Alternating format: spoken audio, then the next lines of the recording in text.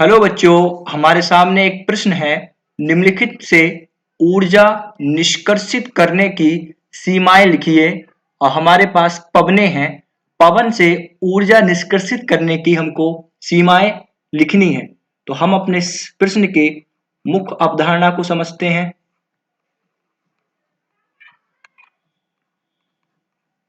मुख्य अवधारणा में हम समझेंगे कि किस प्रकार पवनों से ऊर्जा प्राप्त होती है।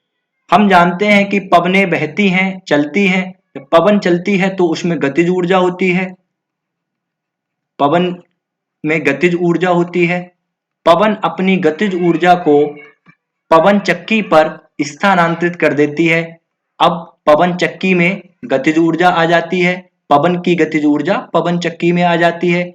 पवन चक्की अपनी गतिज ऊर्जा को स्थानांतरित कर देती है टरबाइन पर। अब टरबाइन में गतिज ऊर्जा आ जाती है। इसी प्रकार टरबाइन भी अपनी गतिज ऊर्जा को स्थानांतरित कर देती है जनरेटर पर या जनित्र पर। अब इस प्रकार जनरेटर में गतिज ऊर्जा आ जाती है। जनरेटर इस गतिज ऊर्जा को बदल देता है विद्युत ऊर्जा में।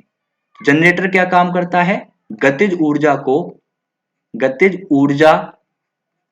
को विद्युत ऊर्जा में बदल देता है। इस प्रकार हमको विद्युत ऊर्जा में बदल देता है। इस प्रकार हमको पवन से ऊर्जा प्राप्त हो जाती है। लेकिन इस पूरी प्रक्रिया की कुछ सीमाएं होती हैं। तो हम इस पवन ऊर्जा से ऊर्जा प्राप्त करने की जो सीमाएं हैं उन पर चर्चा करते हैं। यही हमारा प्रश्न है कि पवन ऊर्जा से ऊर्जा निष्कासित करने की सीमाएं लिखिए। पहली सीमा यह होती है कि पवनों की गति 15 किलोमीटर प्रति घंटा से अधिक होनी चाहिए। यदि पवनों की गति 15 किलोमीटर प्रति घंटा से कम है तो हम पवन ऊर्जा से विद्युत ऊर्जा को प्राप्त नहीं कर सकते या पवनों से ऊर्जा को निष्कासित नहीं कर सकते। दूसरी हमारी सीमा यह होती है कि ज्यादा से ज्यादा या ज्यादा संख्या में पवन चक्की होनी चाहिए। यदि पवन चक्कियों की संख्या कम है तब भी हम पवन ऊर्जा से ऊर्जा निष्कासित नहीं कर सकते।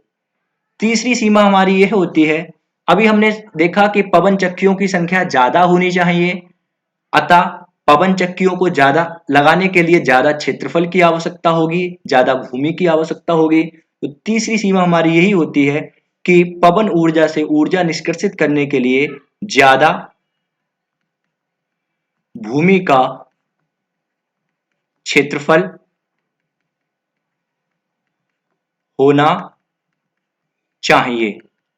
यदि हमारे पास भूमि का क्षेत्रफल कम हमारे पास भूमि है, तब भी हम पवन ऊर्जा से ऊर्जा निष्कर्षित नहीं कर सकते हैं। आशा करता हूं आपको उत्तर समझ में आया होगा। धन्यवाद।